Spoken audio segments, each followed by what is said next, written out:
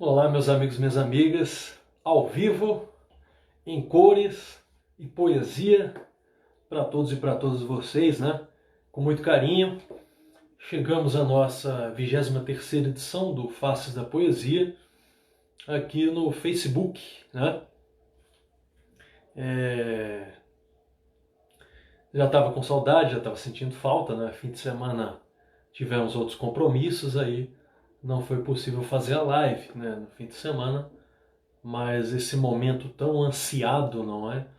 Tão querido, era realmente esperado por nós. Olá, Nilva, muito boa noite. Todos e todas que vão chegando, né? Elias Antunes, que bacana, tem uma audiência legal como a de vocês, né? Proporcionada por vocês. Então chegamos, né, pessoal, à nossa 23ª edição do Faces da Poesia, né? E como está sendo, pessoal, esse momento para vocês, né? Senti aquela saudade, 2 dias sem fazer a nossa live, né? No fim de semana tive outros compromissos e acabei não fazendo a transmissão, né? Aí fica aquele saudosismo, né? Pouco tempo, mas já o suficiente, já o bastante para sim ter saudade desse arrepio, dessas surpresas, né? Que esse tipo de iniciativa proporciona para nós, né? Então vamos lá, pessoal, vamos interagindo. Como é que está sendo esse momento para vocês? Eu estava aqui refletindo nesse momento de quarentena, bombardeio de notícias, principalmente ruins, né? Quando a gente vai à mídia, né? A gente acaba se expondo, né? A um bombardeio terrível, né? Perigoso de notícias ruins e tudo mais, né? Eu estava aqui refletindo, né? Esse momento de confinamento e como a gente pode lidar com isso, né? Porque o mundo real, né? Ele jamais vai oferecer um refúgio, um locus para suprir todas as nossas buscas, né? Então a importância de a gente ter apoios simbólicos. Quem falava nisso com muita propriedade é o Ray Bradbury, né?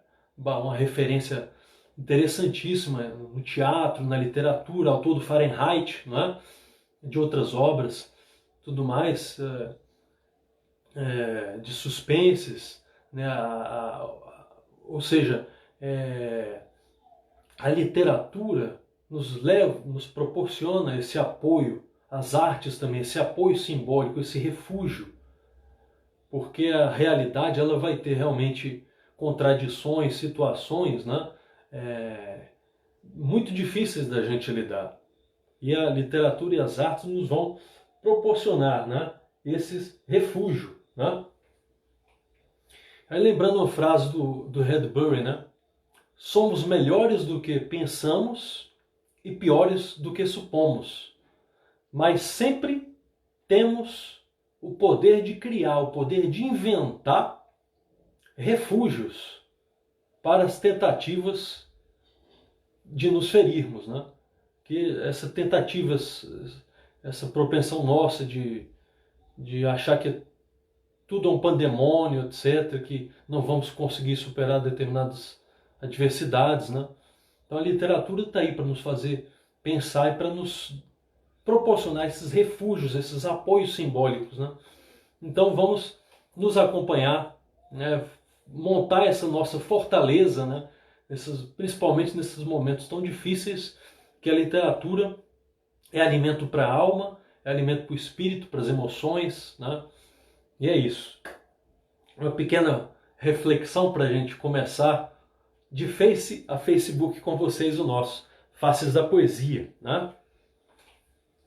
Bom, minhas boas-vindas a quem está chegando, né? Bem colocado, Nilva, não há retorno, né?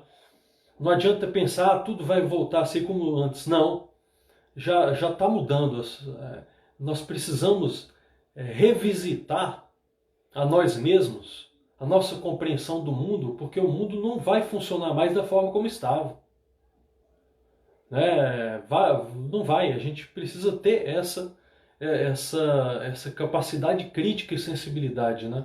De entender que as coisas mudam e nós temos que ter essa disposição de evoluir, né? Essa disposição de evoluir é importantíssima. Então, só esse primeiro momento assim, né? A gente se preocupa muito com nessa era contemporânea, né? Com algumas doenças psíquicas degenerativas, né? A ansiedade. Então, nesse quadro de confinamento, a tendência é tudo isso se potencializar. Então, mais do que nunca, né, a gente ter esse momento de introspecção, de voltar para as artes e literatura, porque quem se movimenta, quem busca a criação, a invenção, né, isso é uma forma da gente se fortalecer e evita a gente ficar enfastiado, a gente se sucumbir, né, às nossas fraquezas, às nossas pulsões vulneráveis, né? A literatura eleva o ser humano, o seu pensamento, o seu estado emocional. Então é isso, vamos de literatura. Surpresinhas de hoje, começamos, não é? Com Juros de Poesia Eterna, que a gente deve lançar esse ano, né? Data ainda, falaremos disso em breve, né? Tem uma data provisória, mas a gente deve, questão de segurança e tudo, né? Postergar um pouco mais. Hoje vamos dedicar a poemas curtos, né? E alguns deles naquela categoria dos aforismos. Quem já ouviu essa expressão aforismo, né? O aforismo é uma sentença, uma ideia, um pensamento voltado para o lado prático moral, né? Com um raciocínio de ordem filosófica. Então ele é um texto curto, bem conciso mesmo, né? E que tem uma forte densidade em termos de filosofia, de posicionamento, de reflexão. Isso é um aforismo, né? Sonhar é acordar para dentro, né? Mário Quintana, um belíssimo aforismo de grande Mauro Rocha, né? Grande parceiro, muito bem-vindo, meu caro. Então, o aforismo, sonhar é acordar-se para dentro, né? O exemplo aí que a gente mencionou de Mário Quintana, um ícone da filosofia, né? Agora, por exemplo, posso falar do Friedrich Nietzsche, né? Autor do Além do Bem e do Mal, assim falava Zaratustra, Ecce Homo e outras obras, né? Que um filósofo bastante contestador da tradição filosófica, né? De Platão, Aristóteles, da tradição grega clássica. Mas enfim, o Nietzsche também é um nome que a gente pode frisar com relação à formulação de aforismos, né? De pensamentos que tem uma alta carga reflexiva, né? Frases curtinhas, né? Com alta carga reflexiva, né? Não amamos o que desejamos, mas o nosso próprio desejo, né? É um aforismo de Nietzsche, tem vários, né? O que me ocorre, o que vem à tona no momento, né? Então, 2 exemplos de aforismo. Hoje optamos por priorizar poemas curtos, né? Eu vou começar então com o Juros de Poesia Eterna, da Arte e Letras, né? 2020, nossa autoria, tá? Então vamos recitar alguns poemas curtos. Biografia. Um livro leva a outro, e a outro, a não mais poder, e todos levam a horizontes de sentido, abertos pela historicidade do compreender. Né? Então, biografia, o título. percebo um poema curto, com uma perspectiva de cunho filosófico, né? E na verdade tem uma matriz aqui que eu me inspirei, da hermenêutica filosófica, Gadamer, Hans-Georg Gadamer, né? Verdade e Método, o Heidegger também tem um peso aqui. Enfim, um poema aforismo, digamos assim, né? Biografia. Eu vou ler mais dois para a gente seguir as homenagens, né? Verso à moda Bauman, no apressado poema Vagarosa Inspiração, né? Também, e finalizando, no giro da leitura, um livro lido 1000 vezes torna-se 1000 verdades, 1000 métodos, 1000 capas de sentido, 1000 mundos vividos. Né? Um poema também nessa roupagem de aforismo, né? Um pouquinho mais longo, mas também curto, né? No giro da leitura, a influência ali também o giro linguístico, quem já ouviu falar na viragem linguística, né? Que é uma outra, uma mudança de rumo mesmo com relação a pensamento e linguagem, que na tradição clássica, né? Havia uma cisão entre a ideia do organon, a linguagem como instrumento do pensar, né, em Aristóteles ali, com a viragem, o linguistic turn, né, a viragem a reviravolta linguístico-pragmática, você já vai ver que é a situação é mais complexa. A Heidegger vai falar, por exemplo, só um dos expoentes, tem vários, né, a linguagem amorada do ser, né? Então, uma perspectiva aí filosófica, um poema curto, né, com essa carga mais densa de pensamento. Pode-se dizer que seria um aforismo, né? É verdade, Elias. Existe essa tendência poesia minimalista, Porcelã. Muito bem colocado, muito bem colocado. Obrigado pela intervenção, sempre rica, né? Então isso é legal, a gente perceber essas nuances diferentes de linguagem, né? Cada autor, né, e cada texto ele vai carregar uma matriz, uma identidade, né, uma origem. E a partir daí que a gente não conhece um autor exclusivamente, propriamente a partir de uma obra, mas a partir daqueles silêncios, né, toda aquela carga de sentido que há por trás daquela obra, são os referenciais, né?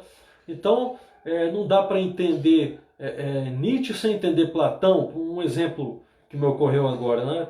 Isso é muito legal, a gente buscar os autores e as fontes as quais eles se serviram, né, para produzir toda aquela abundância de pensamento, de literatura, de arte, né?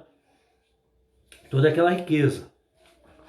E a nossa surpresa, né? Outra surpresa,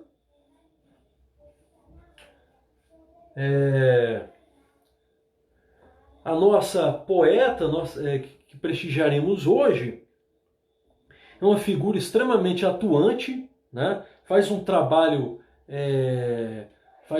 extremamente delicado, minucioso, né? De edição. Ela se envolve mesmo com poemas, mas também com a parte de editoração, de diagramação, né? Estamos falando da Natália Cristina, poeta, produtora cultural, arte educadora e coordenadora editorial na Avá, editora artesanal. Eles fazem um trabalho muito bacana, propondo cursos, encontros, né? Grande Sérgio Dami, muito bem-vindo, meu caro, muito bem-vindo, né? A Natália Cristina integra o coletivo Avá e é cofacilitadora no projeto Reconexão Humana, né?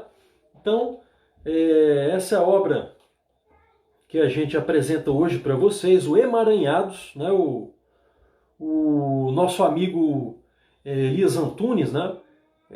Apresentou recentemente, né? Fez uma homenagem também a Natália recentemente, E coincidência, né? Coincidência mesmo, a gente tinha pensado em fazer hoje. Na verdade, no fim de semana, mas eu tive outras agendas e tal que tive que priorizar, né? Então eu acabei colocando para o dia de hoje. Olha que coincidência legal. Então, na verdade, eu não acredito em coincidências. As coisas acontecem, tem o seu desiderato, né? Emaranhados, de Natália Cristina. Olha que legal, pessoal. Um trabalho bem artesanal mesmo, ó. Essas fitinhas aqui para marcar as páginas, para poder sustentar também o livro, né? Muito legal, tá? Então nessa proposta de poemas curtos, né? Tem vários poemas nesse lindo livrinho da Natália, do Emaranhados, e os poemas não têm título, são emaranhados, né?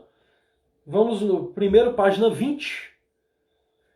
Teu corpo parece uma avenida, chão de quedas silenciosas, onde desfilo meu passo lento.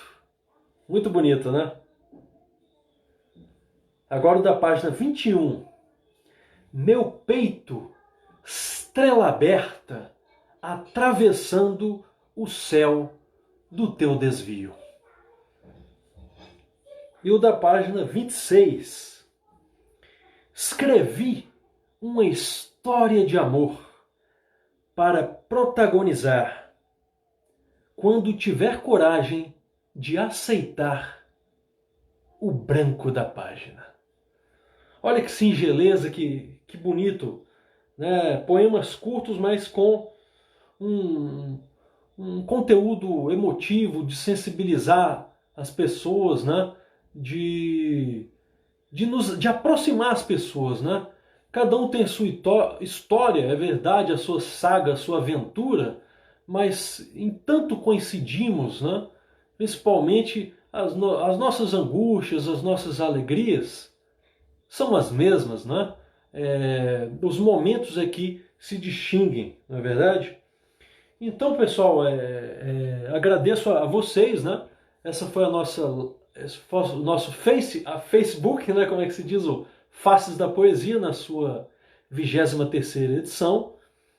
E nesse momento, né, a mensagem que eu quero transmitir a cada uma, vou retomar aqui, eu achei tão bonito nos meus estudos e tudo, acompanhando produções culturais, livros, etc., leituras diversas, essa reflexão do Ray Bradbury, né, autor do Fahrenheit 451, de tantas obras, né, também uma produção qualificadíssima no teatro, no suspense, né. Ray Bradbury fala, né, precisamos de refúgios, de criar apoios simbólicos para a vida, né, para nos proteger de nós mesmos, das nossas diabruras, né, porque a existência, o mundo por si só, ele não vai dar um lugar para a gente. Isso não é dado, um lugar em que a gente vai conseguir satisfazer os nossos desejos todos, né? Nos suprir. Então precisa dessa criação, a gente precisa da imaginação, do imaginário, né? A gente precisa desse bote salva-vidas que é a literatura, né? Senão a gente se afoga nas angústias, na incompletude humana de estar sempre de ser desejante que nós somos. Viva a literatura, respire a literatura, e assim seja. Muito obrigado, pessoal. Abraços, né? Milhões de coraçãozinhos para cada um de vocês, e amanhã tem mais, não fiquem tristes. Gratidão. Muito obrigado. Aline, muito bem-vinda. Obrigado, gente. Obrigado, Elias, Nilva, Sérgio Dami, né? Todos e todas que nos acompanharam, né? Um beijo no coração de vocês.